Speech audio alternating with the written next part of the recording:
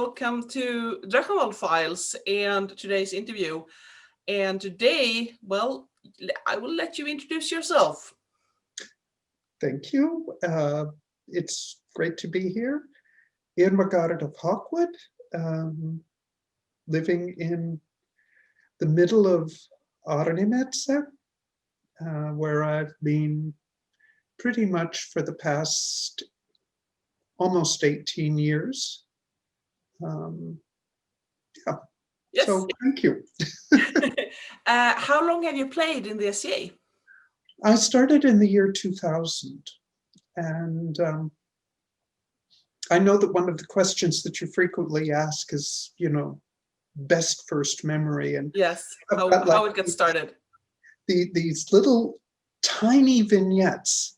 I was in Chicago, and a lady was mending her chemise and explaining that it's a chemise and why the sleeves are so long, because she wanted the poofy sleeves. Mm-hmm. And when I returned to North Carolina, I looked up the SCA there, and I think the first reaction came as something like, "Dear lady," and that just absolutely did it for me.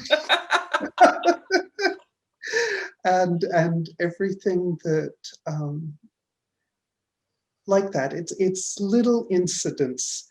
And the next one was a story where they were telling of the usual back to school assignment that kids are given at the start of a school year is, what did you do during the summer? And one child had responded, well, I attended coronation, my daddy became king. And the teacher was like, look, this is great imagination, wildly great thing, but no, we live in the United States of America. And I don't know which kingdom, I don't know which king, but that night he contacted the nobles living in the area, and those that could the following day all turned up at school. I actually think this was here in Drachenwald. Was it? Yes, and I think it was our king, our dear King Sven, that did this. I might be wrong, but I do think that might be it, because I remember the story, and the story was like the kindergarten teacher was like, I'm sorry, we have to have a talk about your son, but he has a little bit trouble, and differencing between fantasy and reality, and Sven was like, no, sorry, that I am king. Mm-hmm, mm-hmm. Anyway, that all those little incidents, and I can say one more little incident. I managed to get to a fighter practice, and the fighter practice is there in Hawkwood, which was not yet a barony, only a canton. Were held on Sundays, and usually I worked Saturdays and Fridays, Saturdays, Sundays. So getting free to get to one was a big thing. And the fighter practice, just watching them and as they worked out the different strategies, and then it came down to the last three fighters, two obviously more mature, more practiced, and one quite young. And the two looked at each other through their helmets, their visors and everything, and like, we're gonna take this guy out. And the young guy through his, visor going, you could see him go. Like, ooh.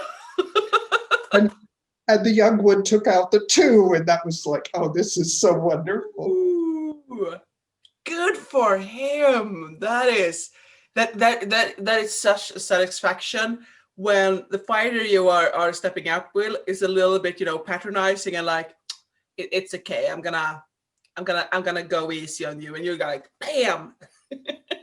Yeah, I'm sure it is, but that was so little incidents like that just sort of all coalesce together to keep me. Yeah. Hook me and keep me. hook you and keep you. Yeah, I love that you're mentioning all these little bits and pieces and the stories that comes with being in the SCA, that the stories we tell each other about stuff. But to go back a little bit to focus on you, it sounds like you didn't start playing in Drachenwald. No, I started there in Atlantia. Atlantia, yes. And as I have been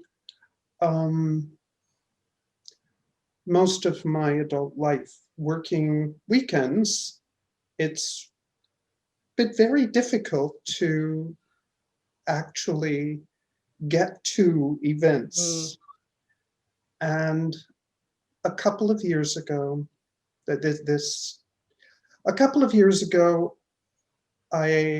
friends took me to the hospital because I was feeling so poorly. Anyway, my blood pressure is way out of control and I ended up stopping work, which has allowed me to get to events now, finally, but it's been a process. So getting to events always meant a lower paycheck. You know how I know exactly how it is. I also have had works where it's a lot of weekends and it's constantly a puzzle, you know, lower paycheck, taking out vacation days, balancing that with actually being able to do your hobby, because most of our events are at weekends, because that's when most people tend to be off duty. at least used to be. At least used to be, and I do think that this might change in the future more and more. I think the modern type of work is much more moving according to a schedule more than just weekdays and weekend days.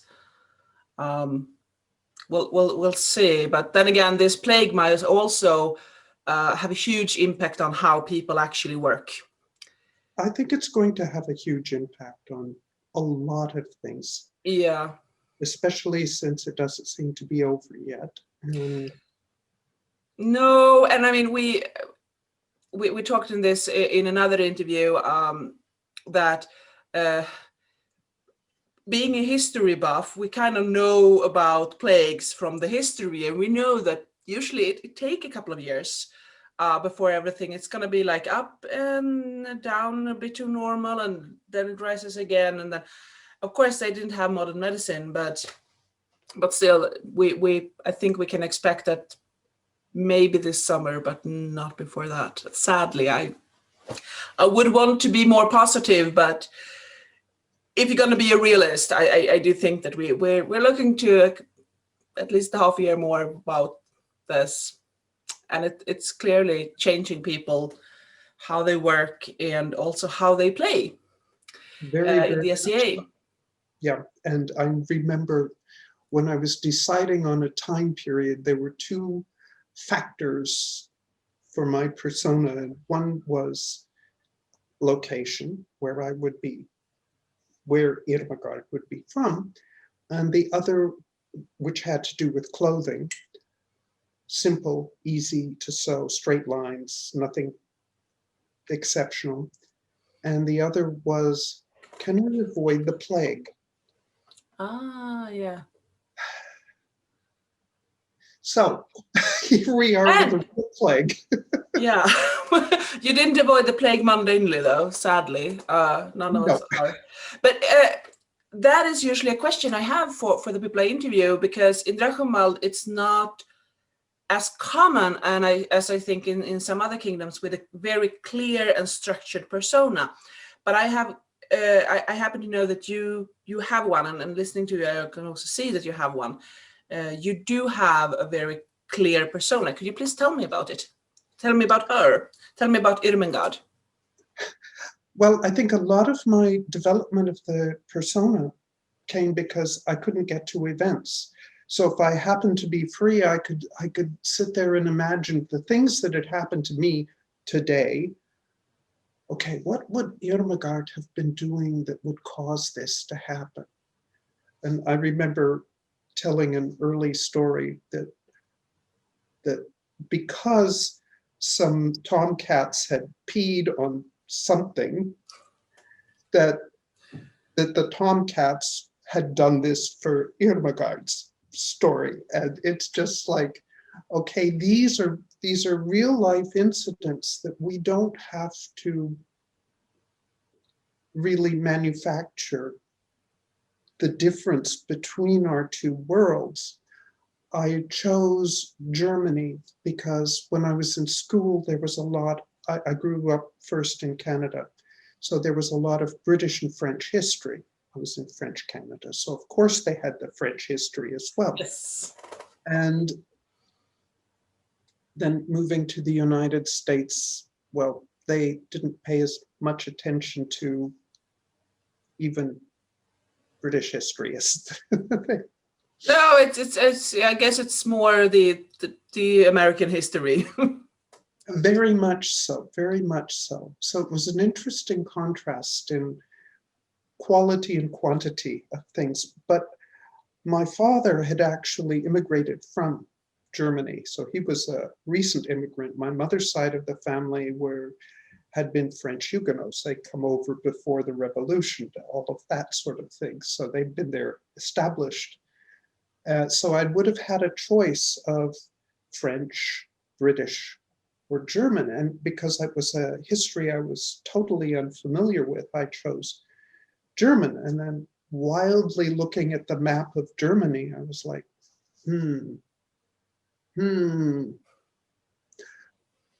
So ended up choosing Magdeburg, and then began thinking more and more of my own life, where I was born, some of the things that I'd done as a child, and began to think in terms of, well, how would that fit for Yrmegard's life? Because I was born in Washington, D.C. So where would be the closest of that? Would that be Jerusalem, or would that be Rome, near Rome, near Rome?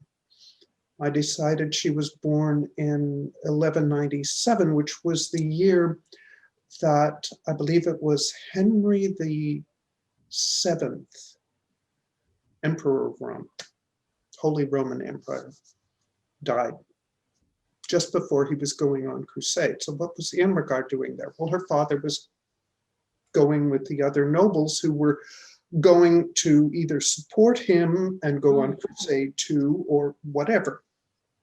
So it was a whole planned out series of moves. And then he died.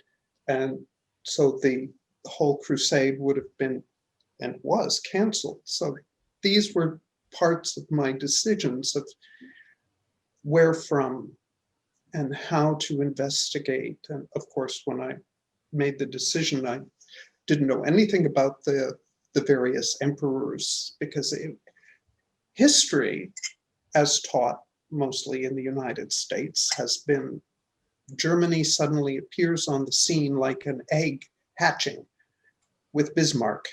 Ah, yeah. Where Because was that's Germany? when Germany. I guess that's when Germany actually makes an impact on the American history that they are talking about. And I think in honesty and fairness, a bit to the American educational system, they have such difficulty teaching children to read,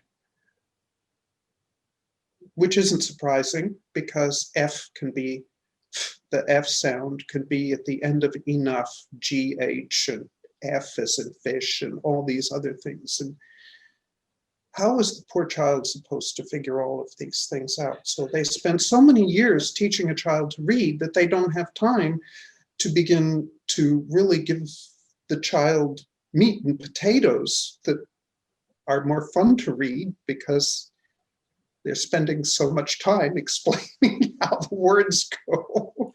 Well, I'm not sure I agree with that actually, because I mean, I'm from Sweden and we have so many different kinds of strange sounds that can spells in 5 or 6 or 7 different ways.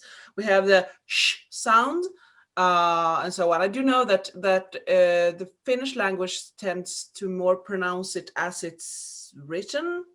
It's more like you pronounce the letters as they are. But Swedish is not like that. And we have time for a lot of history. And I don't think Swedish children is more intelligent than American citizens. I think that the American history system is because they have such a huge. I mean, they are a continent, and they have this idea about that their history is starting when the America is starting. It's kind of like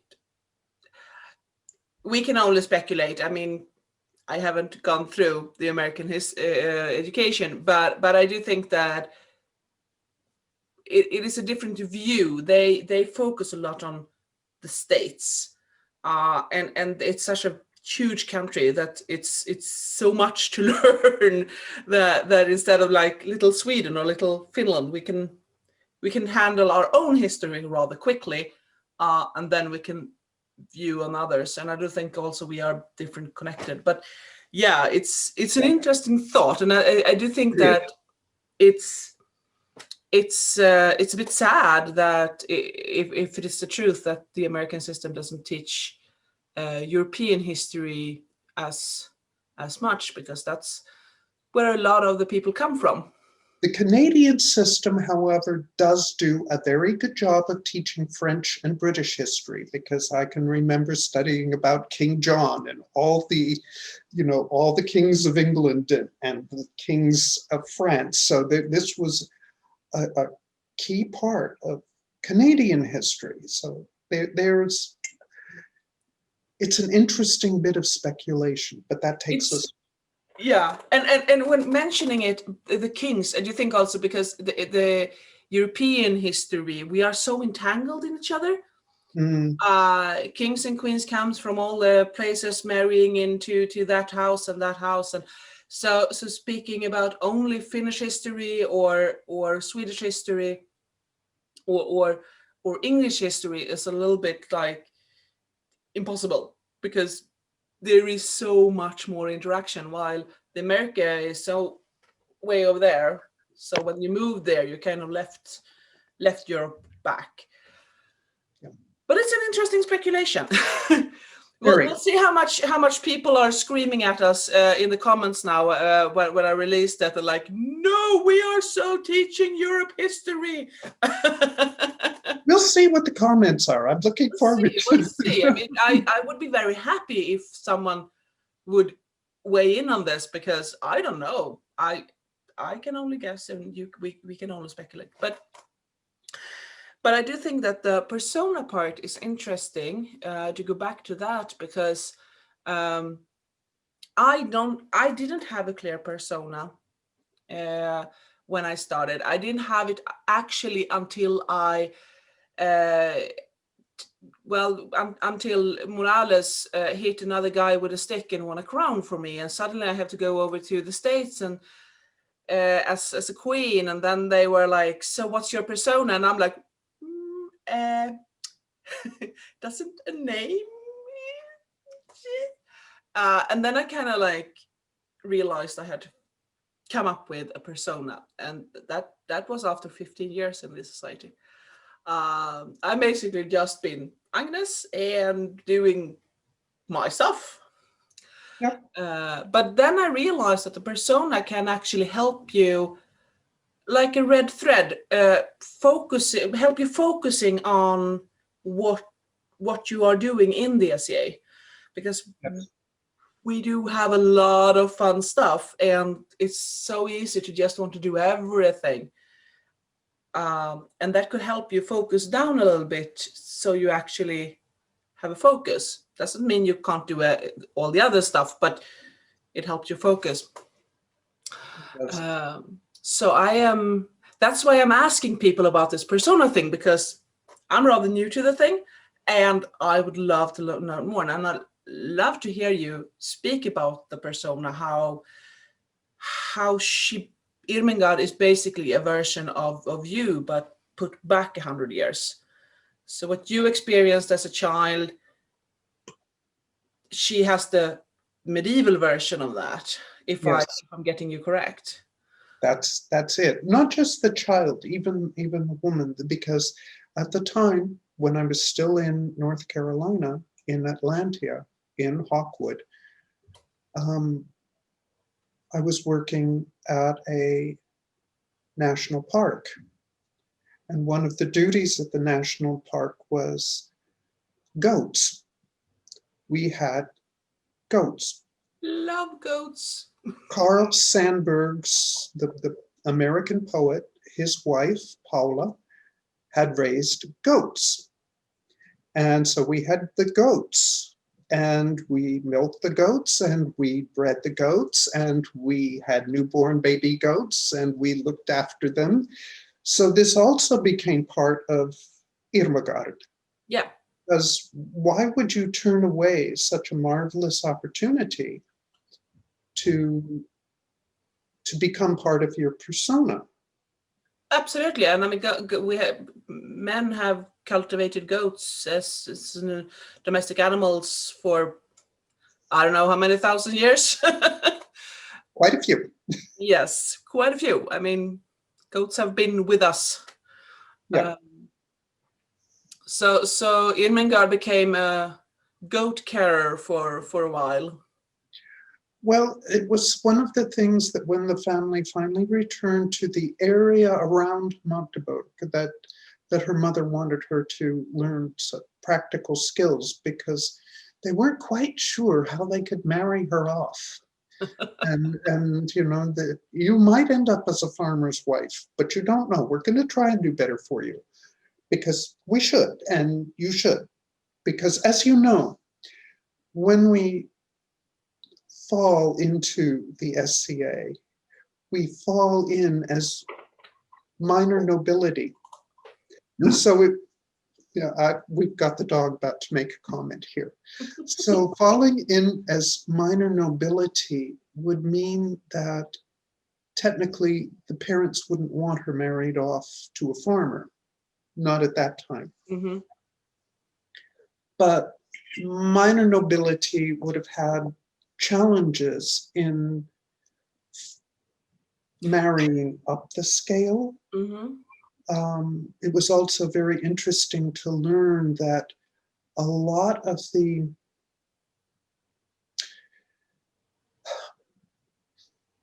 German nobility seemed to have two classes. One were free, and the others were not quite indentured servants, but they were under the care of a free count, or what's the next step up, duke. Sorry, Duke. For them, it was the duke, but were known as, in the Latin term, ministeriales. And in some way, those ministeriales were bound to the duke. They couldn't just go off and do their own thing. They were his people. Yeah. And if they would marry Yrmegard to one of these, then she would lose her freedom. I chose the freedom because my father made a big point of saying that, well, this is mundane me saying that he made a big point of saying that his family had come from the free line. So that was, again, I'm trying to figure out where she was and how she would fit into this, especially as a minor noble. And so her marriage prospects would have been. Yeah, it could have gone both ways. It's like Yeah. it depends a little bit on, what offers came. Did any offers come? Yeah. And then the family looking to see, is this going to be advantageous? All of these details just make it, I think it makes it interesting. I too. I mean, I'm sitting here just, focusing on you, telling me about Yrmegard, because it is a life, and it's sure it's a made up life, Yeah. but not only because you have put so much of you in her. So it is a history version of you. So this is super interesting. And I would love to talk more about it, but I do have other questions too. Okay. And you moved here to Drachenwald. I moved back in 2003. I actually first came here in, let's see, 1981. Went to Wow. teaching English. Yeah. 1981. I was 4 years old. It was a good age. Good age. 4-year-olds wreaking havoc with my dog at the time. But you moved here and became a Drachenwalder 2003. Yes. Yes. I did a quick math in my head. It's like she said that many years. And did you end up in Finland, in Yrmegard? Directly, because I had moved directly to Finland in 81 and have Finnish citizenship. I've had Finnish citizenship since 87, 1987. So moving between two countries has not been a problem at this point under these circumstances. No, I would not move back under current circumstances at all. No, I can totally see that, and I mean, living so long in a country, you kind of settle your roots there a little bit too. So. Oh yes. Well, in 81, I moved with my then 7-year-old daughter. So she's married here, 4 grandchildren here. One is in her first year of university here. So there's things are things are here. Yeah, you have your family here. Yes. And as we have stated many times in this interview series, family is kind of what keeps us together. Family is important, regardless of it if it is biological family or chosen family. Yeah. So living in Yrmegard, I happen to know that you are. I'm trying to find the English version of it. I have read it so many times and now I'm blanking, but it's like the village elder, the Hamlet's elder. That's it. Yes, that's it. That is a new title for me in the SCA.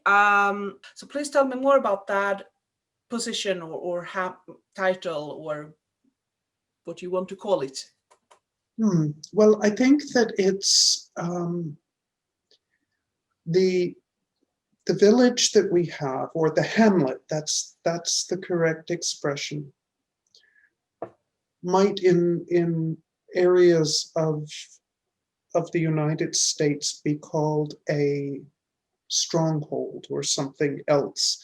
So it's not a shire, it's... No, it's not a shire. I'm at the moment, I'm the only official. We've got small groups, 2 or 3, maybe 8 different places scattered all over what is the province of central Finland. And we just this past spring got our name officially recognized of Hirisalo, which would be, the wilds where the moose are, or something like this. Yeah. vague translation. I'm sure that somebody will correct me. We'll see. And now we're trying to get the community here to agree on a badge for us. And hopefully, after the plague ends, we will be able to start doing activities here again, which we have not really planned many activities locally, partly because we're spread out over quite a large area, but also because everyone who's active in the SCA has been busy going to events that take them out of our particular area. But we live in I live in a university town. I'm practically in the middle of that. And so we've got university possibilities. We've got 2 technical schools. We've got all sorts of possibilities for seeking people who might also be interested in the SCA.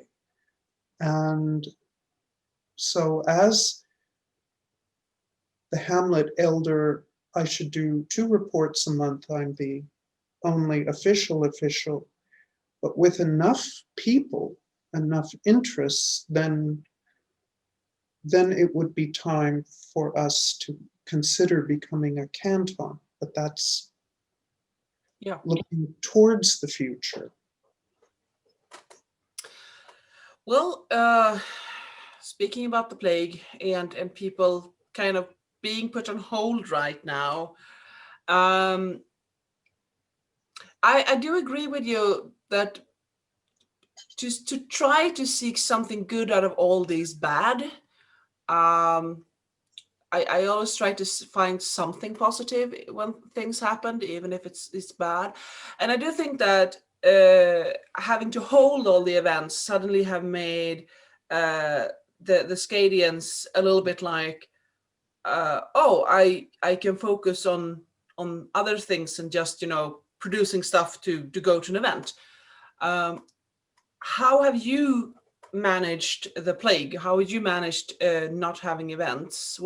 Since you not normally goes to that many events, have the life changed a lot for you, or?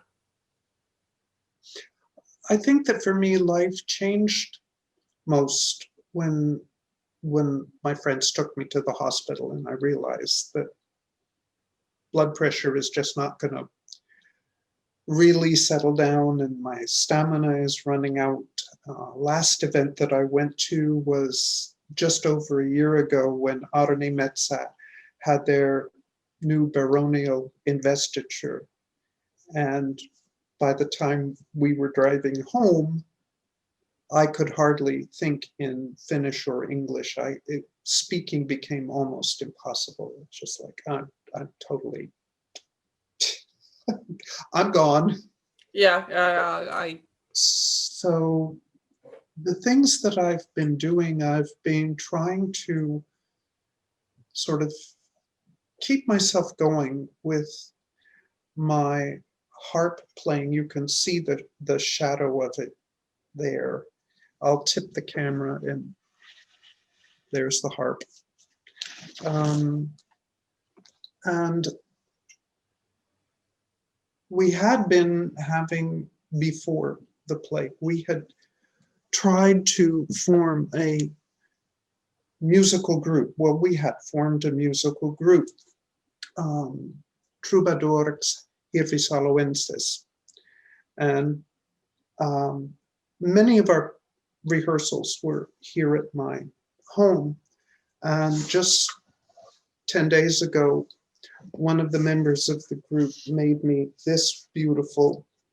Oh, I've seen that online. I love it so much. The harp and the hound. The harp and the hound.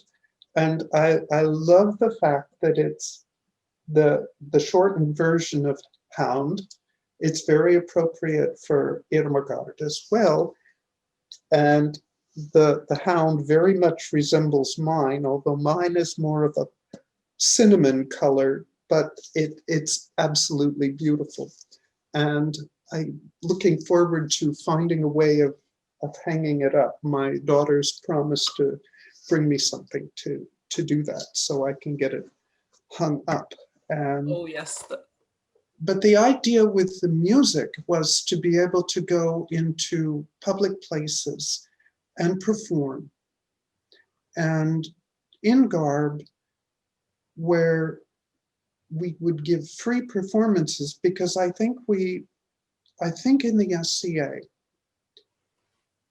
with our demonstrations, very often we have relied upon fighting as a means of doing fighter practices or fighting demos and things like that.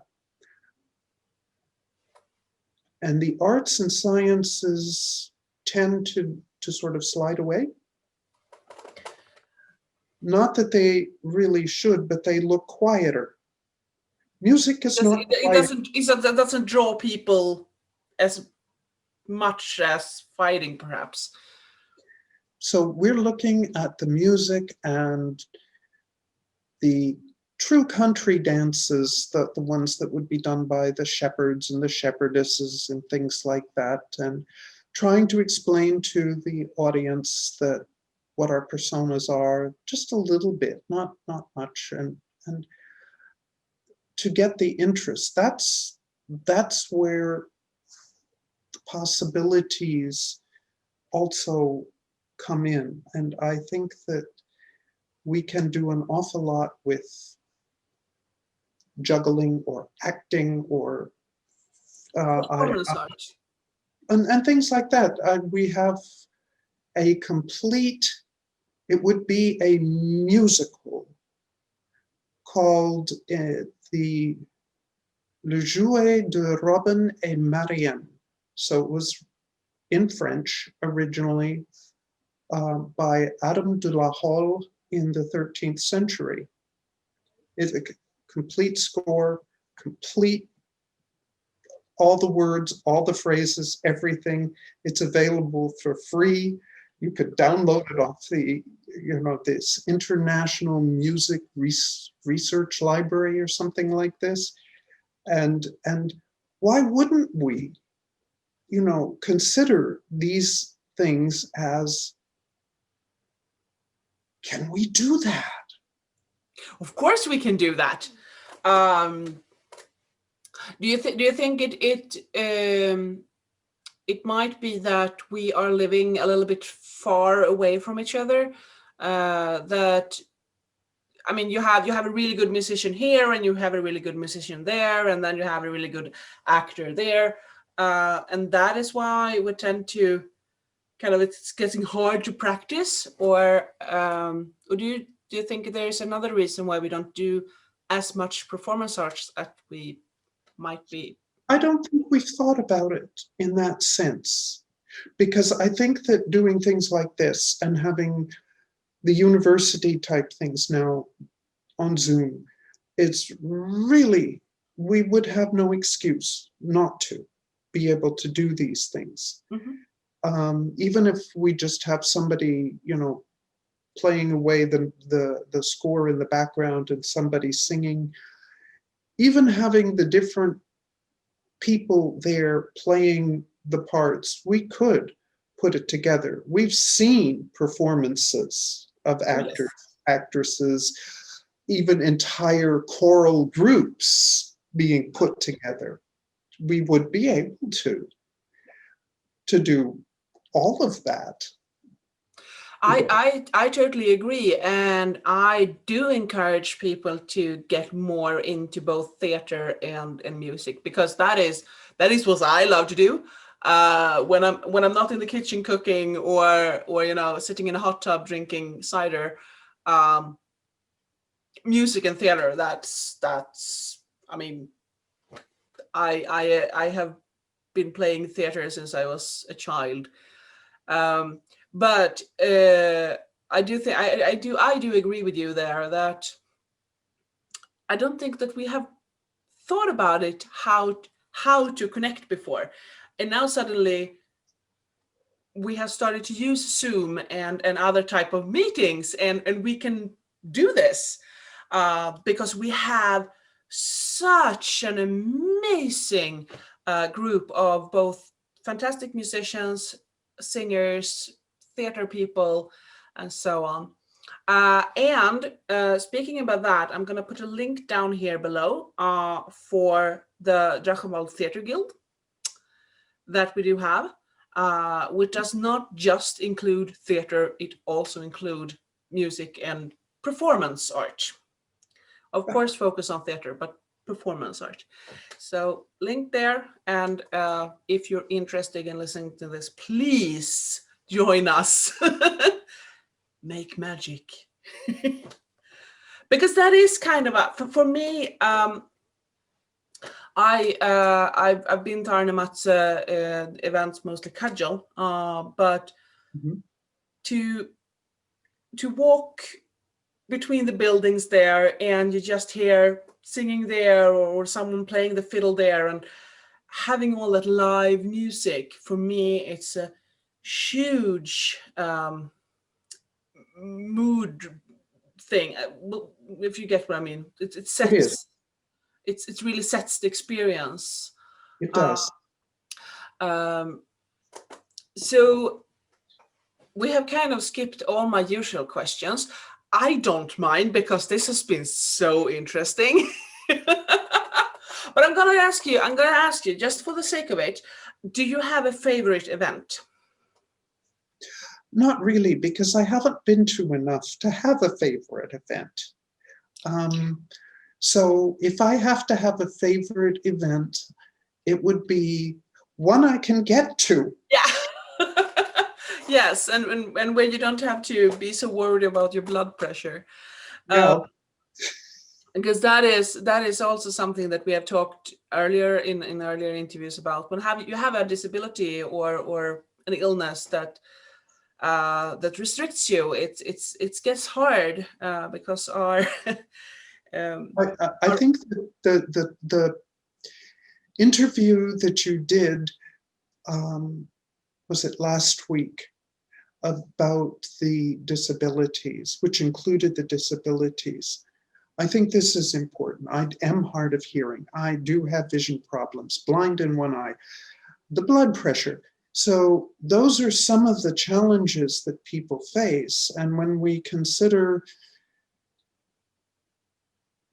other people who might be interested in the SCA that are perhaps not as mobile as I am and not as able as I am to get around, how would we accommodate them and have an event that they would feel like it would be safe for me to come to? And it's not just the idea of including people, and this is your chosen family.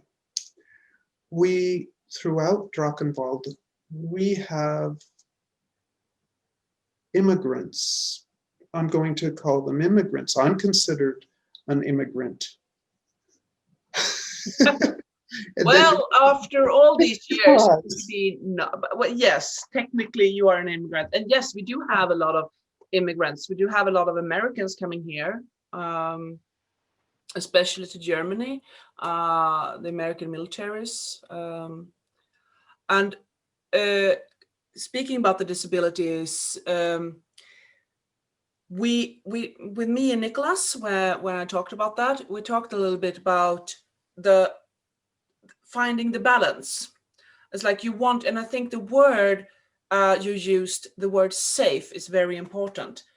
Yes. Everybody wants to feel safe at an event, regardless of why, but we want to feel safe. And if you have high blood pressure or stuff like that, there are things that will interfere with that, and it won't make you safe, because like you said, you were going home from an event and you lost your words. That's not really a healthy way of keeping your hobby. Not really. So I am looking towards the fact that now is a very good time for me to be the Hamlet elder while we have this plague going on. Yeah. But we also know that this is not a position that's going to remain for forever. Good. It's not that I'm not trying to say I'm tired of it or anything like that, but I need to, because this is going back to one of your earlier questions about what would be my main thing if I were to have a main thing. And I would say that I will probably, when I have set aside all the other responsibilities, mainly focus on the spinning, wool mostly. Yeah. But that's probably going to be where my main focus will eventually be. That's calm. I know it well enough to be able to teach it if it's wanted to be taught. I know it. I'm certain I've taught people to spin who turn out to be better spinners than I am. I'm so proud of them for that. Well, But yeah, that will always happen. I mean, regardless of what you teach. absolutely. Some stuff that I have been teaching, and I'm mediocre enough, but I'm good enough to teach. And then you get this amazing artist that just takes the stuff you teach them with and run with it, and it's so amazing when you see that. Yes. Like, fly, my little doves. Go Yes. on, be happy and do your thing. Yes, exactly that. But it's something that it's easy to do at an event, to sit quietly and spin. And if I'm tired, it's easy to dwindle down and just look around and smile. Yeah.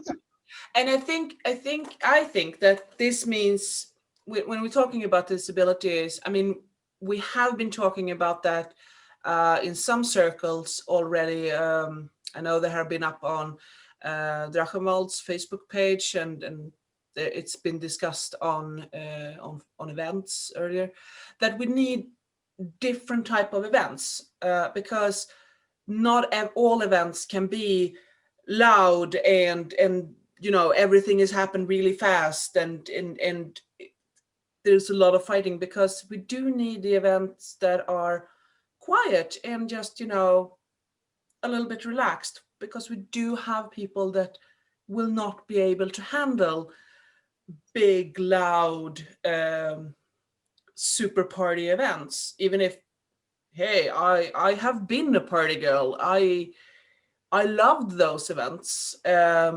And now I'm like, yeah, I can take that for an hour and then I have to go to sleep.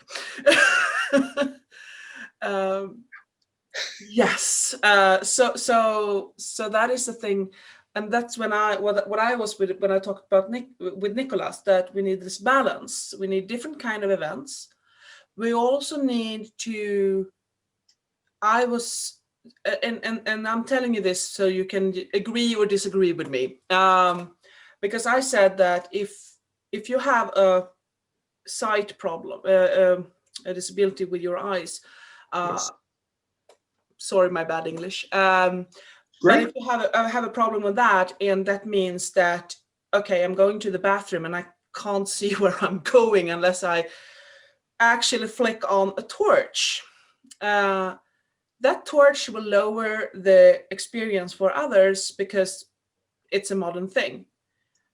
But for me, if that lowers it 20% and the other one can actually go to the toilet without having to hurt themselves, hey, I'm fine with that. And I do think that we need to kind of balance that disability and what do you call it? Like the mood and The aesthetic, so we can include more people without having it always being like that, of course. I mean, I think that the most important thing is to be clear as an autocrat, what is your vision and what will happen during this event, so that people like me and you and others can, have a discussion with the autocrats, like, okay, this will mean that I will have a difficult, but this can we solve this? And if not, okay, this was not the event for me, I go to another event. Do you agree with me in this? I definitely agree with this. And I've seen pictures from other kingdoms, for example, where they are obviously at a large hotel and they have the entire hotel booked and all the conference rooms have their lessons in them. And you're looking at, you see the people in the garb and some background panels that they've put up, and yet you see the very modern chairs or the wall-to-wall carpeting or all of those other things, and you realize that marvelous full experience isn't there, but there are people who are there, who were able to get about, who are able to go to their room easily using an elevator or a lift to get there, and they can calm down if they need to. They know that if they need the wheelchair, it can roll into the cafeteria or the whatever they're using to feed people, or it can get to the classroom without having to worry about one or two steps, because sometimes it's just a matter of a couple of steps.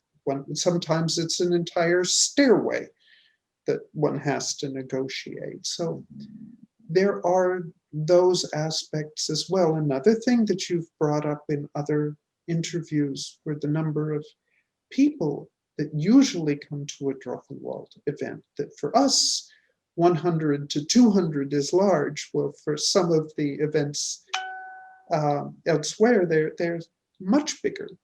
Yes, and I think that is also something that, of course, we need to take into consideration. We are a small kingdom when it comes. We're a large kingdom when it comes to area. We're a small kingdom when it comes to people, and that, of course, means that we can't afford. I mean, there is a price tag, but I think that as long as the autocrats are clear of their vision, they are clear with the costs, and we try as much as possible to have different kinds of events with different kinds of costs, because we do have young people that might not be able to book a hotel room because they don't have that money. They are perfectly fine with a party event, one big room and a crash room, and sleep on the floor. I would be dead after that event. I was that person 10 years ago. I'm not. I once was too, yes, but it was years ago. I'm really happy these days to sit in a hot tub and just chill. But so I do think that we need both kinds of events, and I do think that as long as we are encouraging people to have different kinds of events and are very clear about what we are doing and the costs and stuff, I don't see a problem that we might have events that are more expensive. And I know people will probably sit at home right now and not, no, fight me. I shan't fight you. No. I'm not talking about you. I'm talking about the people sitting at home like, no, only 20 euro per event. And it's like, well, what I would like is more local events, because I think that if we have things locally, then people who cannot get away for 2 days or a week, think of this. What if you've got somebody who has animals? You can leave cats. I have faced difficulty finding somebody to look after the dog, even though my family lives right here in town. Sometimes they have other plans. Yes, and people have kids. You can't just put kids in a. I mean, if I have cats, of course I can put them in a cat. There's like cat hotels where you can just pay. Yeah, if I have that money. I don't, but if I had that money, I could just put them there for the weekend. They would hate me when I came home. Yes, they would. But then Very again, they will hate me if I leave them with a cat sitter too. So not that is not so that is not a much, but yes, they won't like that. I know. I kept my daughter's cat for years, so yes, cats are very opinionated about yes. things. Dogs are more like, you were gone forever, and I love you so much, I love you so much. And cats are like, I might forgive you in a week. Yes. But anyhow, speaking about that, kids are also like, you can't just easily give away your kids for a weekend unless you have a really good babysitter. And some kids are just not, it's just not done. They are too young, or they have their disabilities. Yes. So yes, local events. This might be a good time for my viewers to know about that. If you are in a shire or in a hamlet or in a canton, and you want to have a local event, you can have it an official event. You can put it up on the Drachenwald's calendar. You don't have to do much, and there are some instructions in the calendar about how to fill in the forms and everything. And if you have an official event, that means people will know about it. Crowns will be able to come if they want to. I mean, if they're close by, they can pop over for a day. And you don't have to have weekend events. You can have day events when it's local. So fire practices, arts and science meetings, sewing meetings, and so on. I will put the link below. I see this interview is a little bit like I can spread a little bit information too at the same time. Oh, hi, Kitty. Okay. Speaking about the cat that doesn't forgive me about stuff, I was late with breakfast this morning.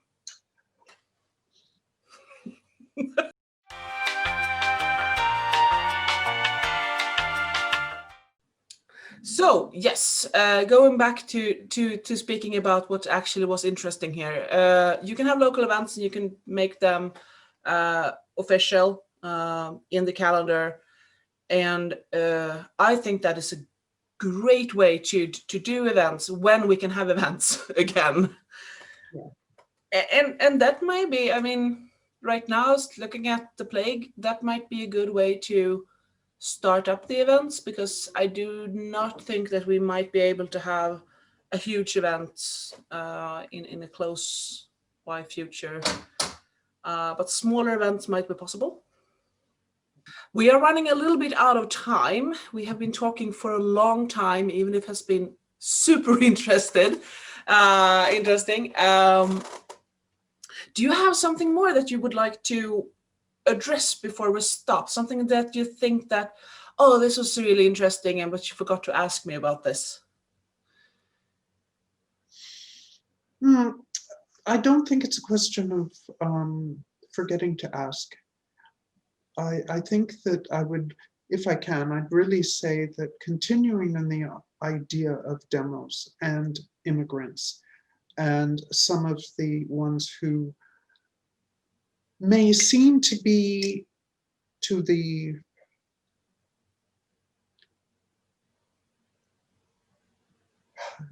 ugly word, less desirable immigrants, the ones coming from other countries that don't necessarily, anyway, refugee immigrants. I do know, because my daughter works with refugees, that very often the refugees have a difficult time finding a place to fit in. And the question I've been asking myself really is, are any of them history geeks like us? Do any of them have unusual handicraft skills?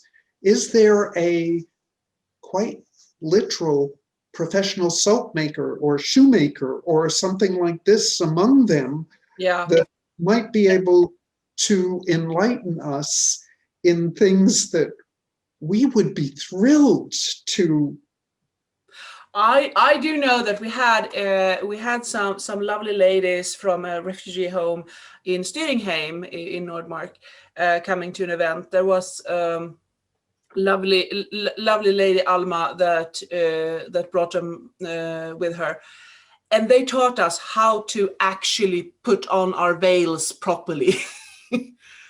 Because they still wear them as a daily part of their fashion and beliefs, and we stopped, so we kind of lost the knowledge of how do I make them sit on my head. You see this hat, it's already starting to go back.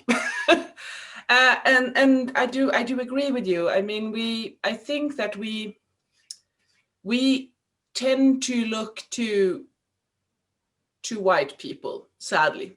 I do think that we, as a society, as a kingdom, sadly is really white.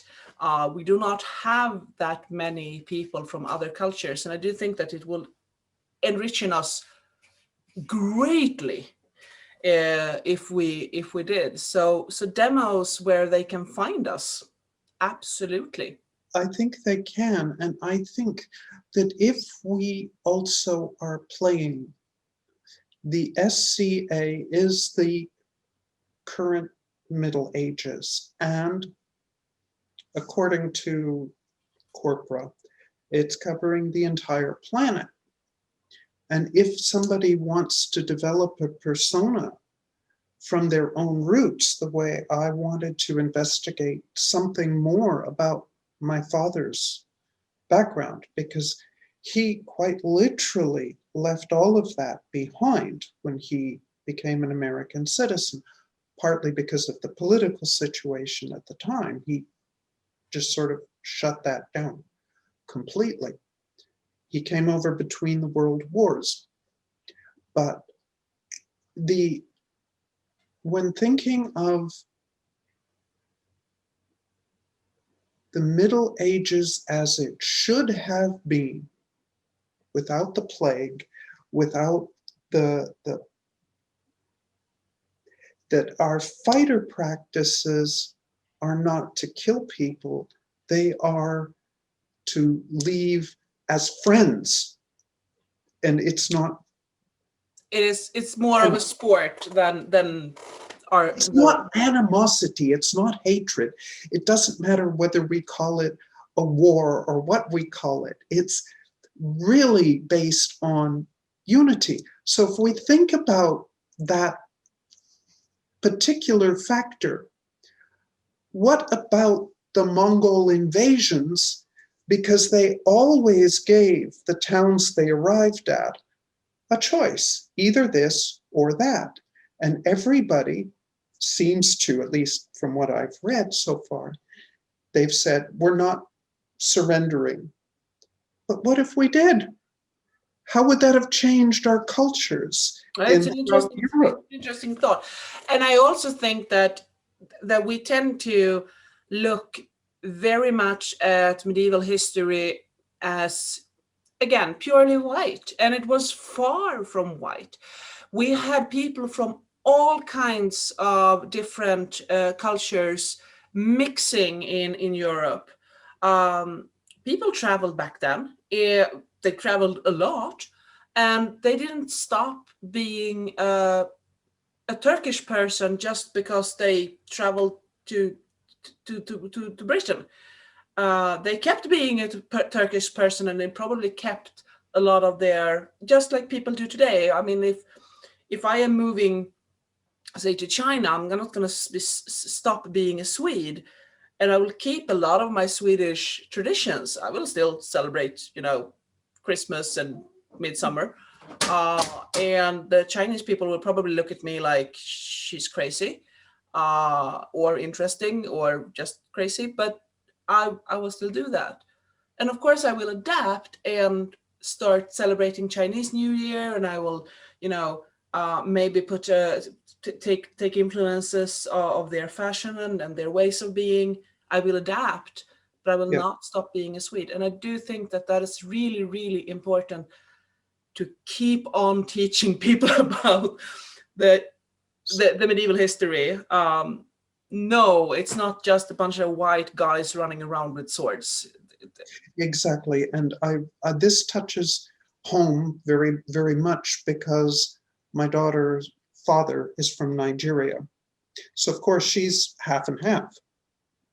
And the one SCA event she came to, she said, how would I even fit in? Because she doesn't see, I wasn't aware enough of how really international we were at that time. Not Drachenwald. I mean, what we've taken the Middle Ages to be. Yes. But yes, there were people of color, and probably just from all over here. Yes, there were people of color. There was people from Asia. There were people from Persia. There were people from northern Africa, and we mixed. I mean, yes, the medieval times were. It's like a boiling kettle of different cultures. Yes. And we need to keep on educating people about this, because if we, I mean, I'm getting very touched about the story about your daughter, because I can totally see that coming into the society of creative anachronism, especially in Drachenwald, you might be the only person of color at the event, because we tend to be very white. And of course, I'm not saying we are going to bring in people just because they have a different skin color. No, but No. we shouldn't. We should make it more comfortable for them to be there if they want to play with us. So yeah, this is really important, and I do think that this is more and more. We're starting to discuss this more and more, because sadly, looking at history, history has been written by white men. That means that they will speak about white men. Yeah.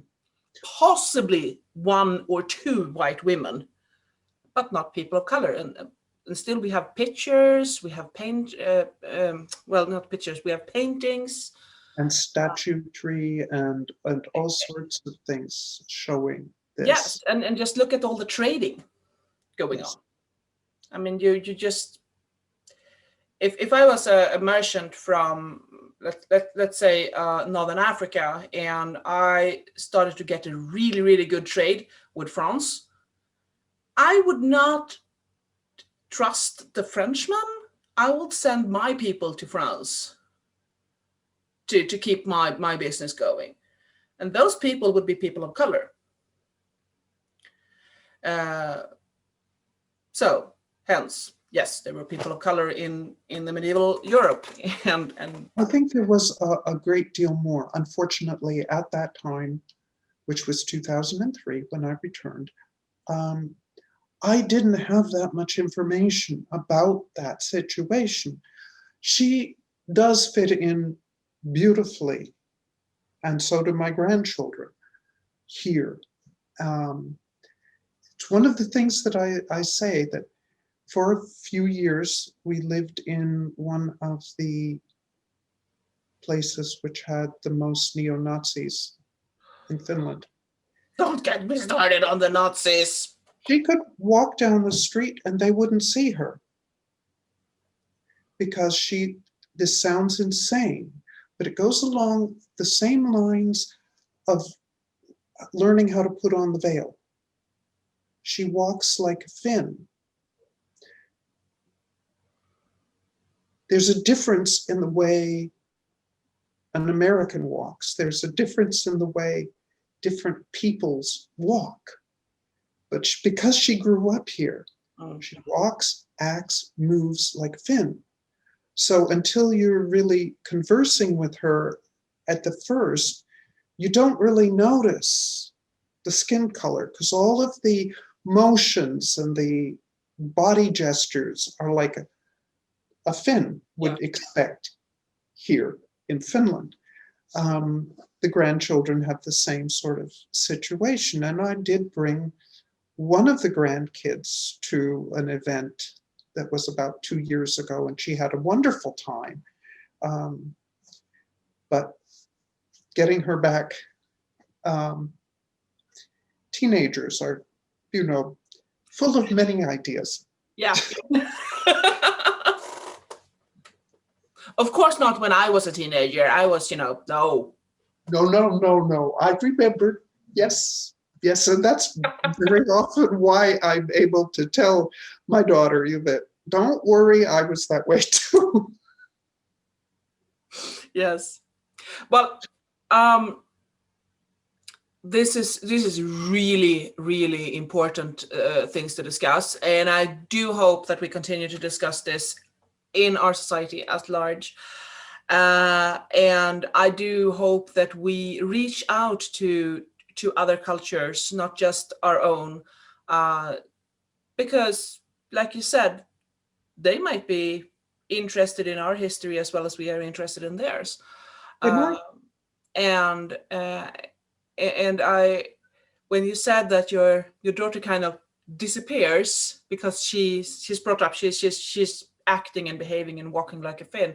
My mother was a teacher. I'm going to end with this story because I think it's a good way of how we should view our fellow people.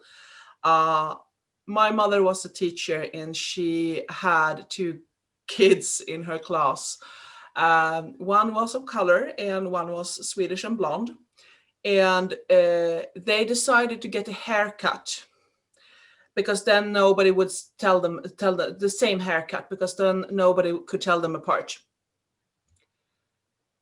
These 7-year-olds did not see color. They only see people. And I do think that is how it should be. We should respect others' culture. We should respect other people's way of being. But when it comes to what color is on your skin,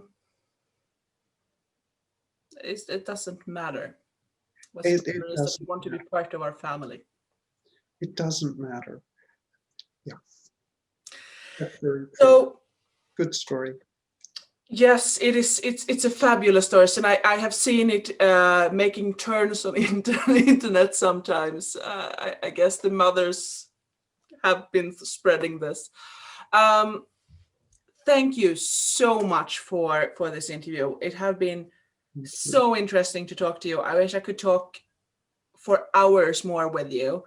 But I tend to like to keep this around between 40 minutes to an hour. So we might have to get back to you at some later point after I've spoken to some others, and we'll see if we can speak more about this culture things. And I think if people want more of any of the people who have given interviews, I think that would be a wonderful thing to hear more, and to have the people doing the listening even suggesting questions for further things, if that's what I have tried that, but so far no one have catched up. But I'm going to say it again.